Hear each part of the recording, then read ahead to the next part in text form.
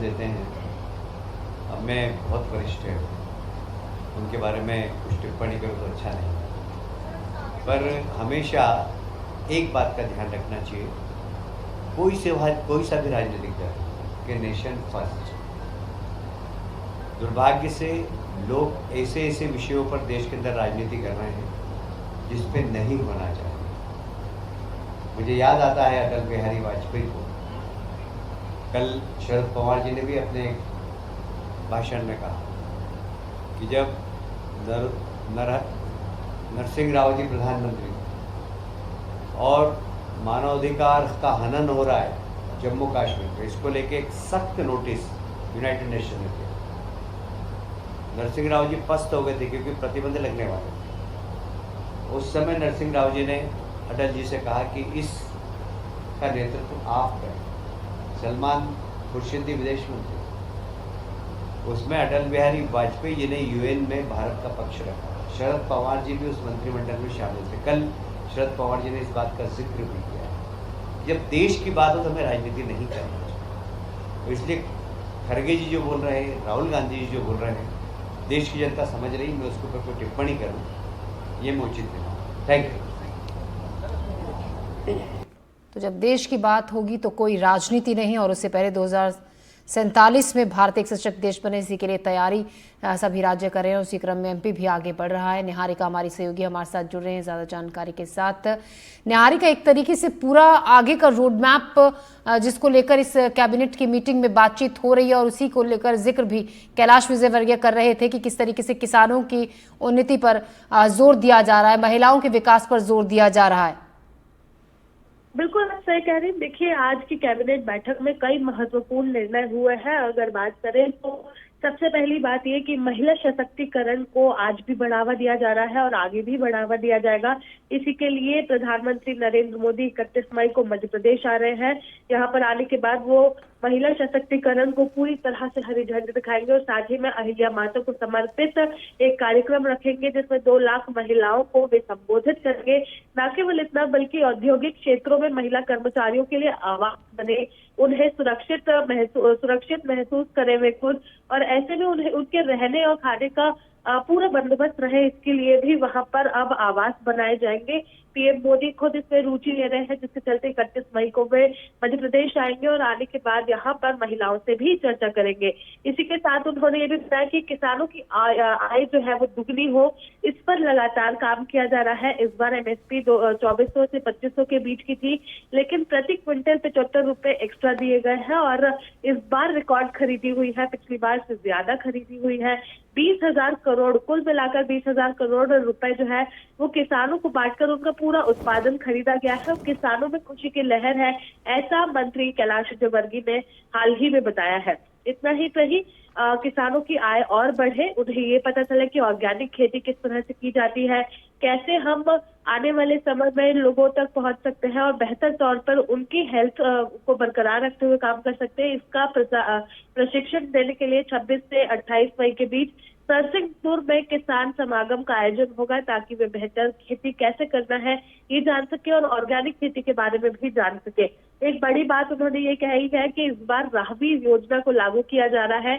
इस योजना के तहत अगर एक्सीडेंट किसी का होता है, से कोई अगर राहगीर गुजर रहा है, वो अगर घायल को अस्पताल पहुंचाता है या एम्बुलेंस को बुलवाकर उसकी सहायता करवाता है, तो पुलिस राहगीर को परेशान नहीं करेगी, पुलिस उसके काम पर प्रश्न चिन्ह नहीं खड़ा करेगी और इसके बजाय सरकार जो राहगीर है उसे 25,000 रुपए का पुरस्कार भी देगी। तो ये लोगों के लिए एक बेहतर साधन भी रहेगा, ताकि लोगों की मदद कर सके, उनके दिल में भय नहीं हो। पैसों की बात नहीं है, लेकिन आज अगर कोई घायल की मदद करता है तो उसके दिल में डर रहता है कि पुलिस मुझसे ही सवाल करेगी, तो अब पुलिस राहगीरों से सवाल नहीं करेगी।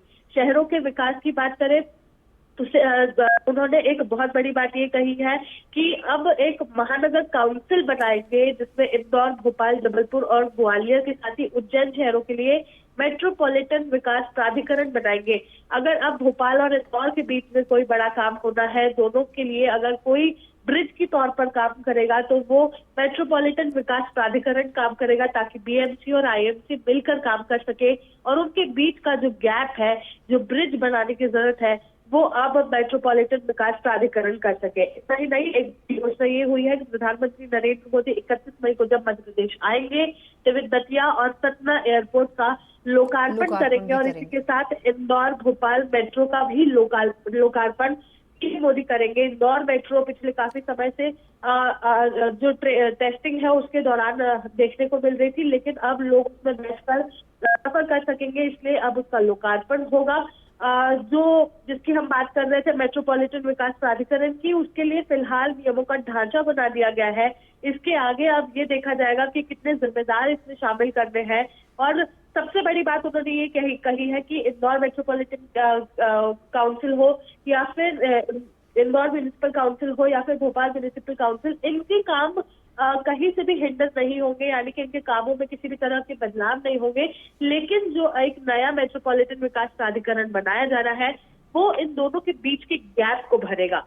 इसके साथ उन्होंने बताया कि एक बार फिर से स्वच्छता अभियान और बेहतर रूप से मध्य प्रदेश चले, इसके लिए मुख्यमंत्री स्वच्छता कार्यक्रम की शुरुआत की जा रही है। स्वच्छ भारत मिशन को सुचारू रूप से चलाए, इसके लिए एक बार फिर मुख्यमंत्री स्वच्छता कार्यक्रम की शुरुआत हो रही, ताकि वो कमियां जो स्वच्छ भारत मिशन में मध्य प्रदेश के लोगों को लगती है वो कमियों को दूर कर सके। 277 करोड़ रुपए का बजट इसके लिए स्वीकृत किया है। इसके साथ उन्होंने बताया कि लोक माता देवी को समर्पित एक और बड़े नियम, ये इस तरह के कई बड़े नियम, ये देखिए आप और मैं लगातार देख रहे थे इस बार की जो बैठक हुई है इंदौर में हुई ना, इंदौर के लोगों को भी कई बड़ी सौगातें मिली। जी निहारिका, शुक्रिया आपका जानकारी के लिए। तो महिलाओं को आगे पीएम संबोधित करेंगे। 30 मई को जो कार्यक्रम होना है 2 लाख महिलाओं को, महिला कामगारों के लिए। दो संस्थाओं के बीच में गैप फिलिंग का, इससे नगर निगम का काम प्रभावित नहीं होगा, प्राधिकरण का काम प्रभावित नहीं होगा, वो अपने क्षेत्र में काम करते रहेंगे।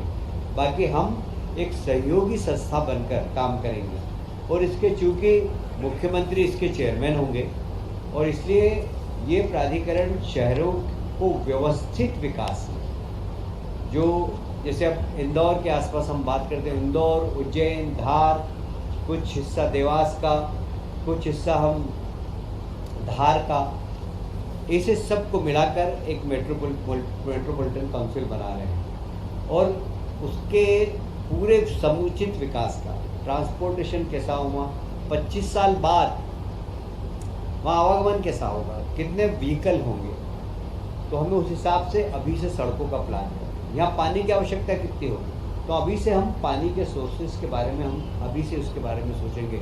ये समुचित मेट्रोपॉलिटन एरिया के अंदर पीने का पानी कितना लगेगा, यदि उस क्षेत्र के अंदर खेती है तो खेती किसान को पानी समुचित रूप से मिल सके, क्योंकि हमारे खेत को पानी देने का हमने संकल्प लिया।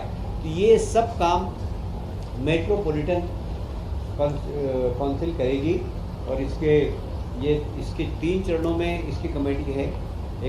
2 चरणों के चेयरमैन मुख्यमंत्री होंगे, 1 चरण के माध्यम तीसरी हमारी काउंसिल बनेगी, उसमें लोकल शहर के सांसद, कमिश्नर, सारे जनप्रतिनिधि होंगे। इसमें जनप्रतिनिधियों का मार्गदर्शन और जितने विधायक इस क्षेत्र के हैं वो सब कभी भी आकर किसी भी प्रकार का कोई सुझाव देना चाहें तो दे सकेंगे। कुल मिलाकर इसका उद्देश्य है कि 2 संस्थाओं के बीच में फिल अप द गैप, जो गैप भरने का एक काम करेगी और विकास तेज गति से इस दिशा में काम करेगी।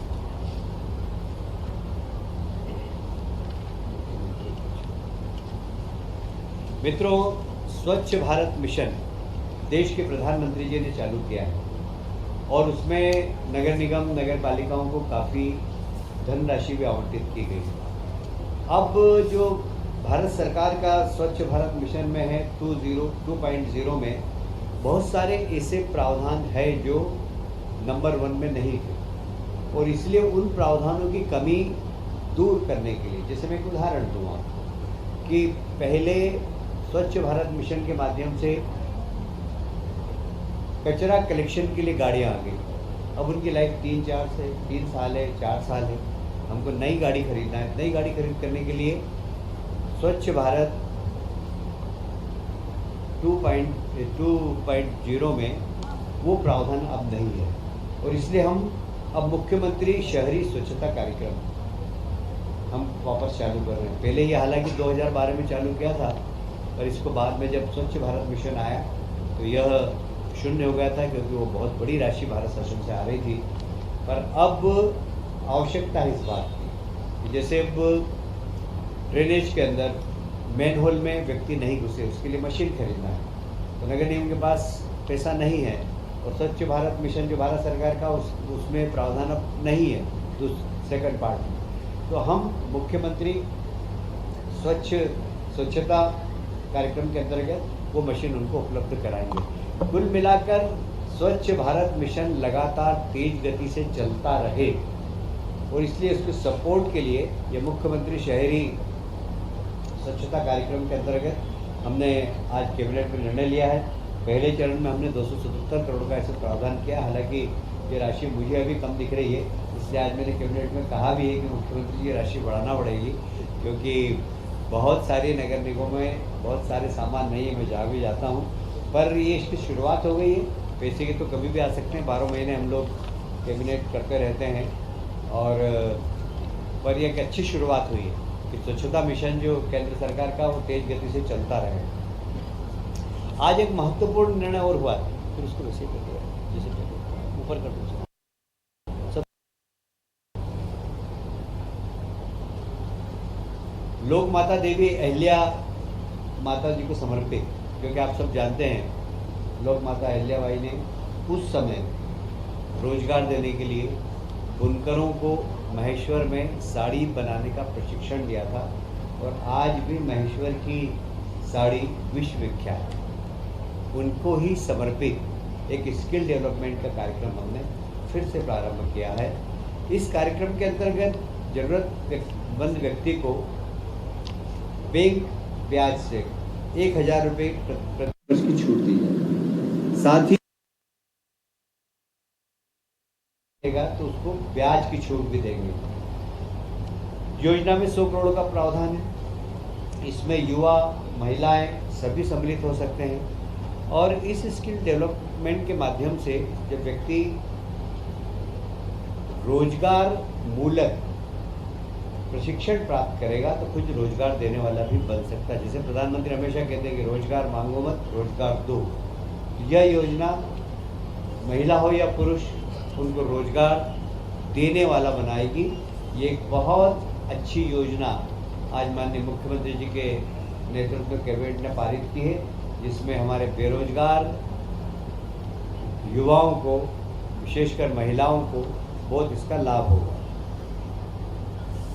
आप सभी जानते हैं कि आदि शंकराचार्य जी ने पूरे देश में भ्रमण किया था, और एक सनातन धर्म के लिए एकात्मता के लिए, हिंदू धर्म की एकात्मता के लिए उन्होंने बहुत काम किया, और विशेषकर ऐसी मान्यता है कि ओंकारेश्वर में उन्होंने साधना की थी, और वहीं पर उनको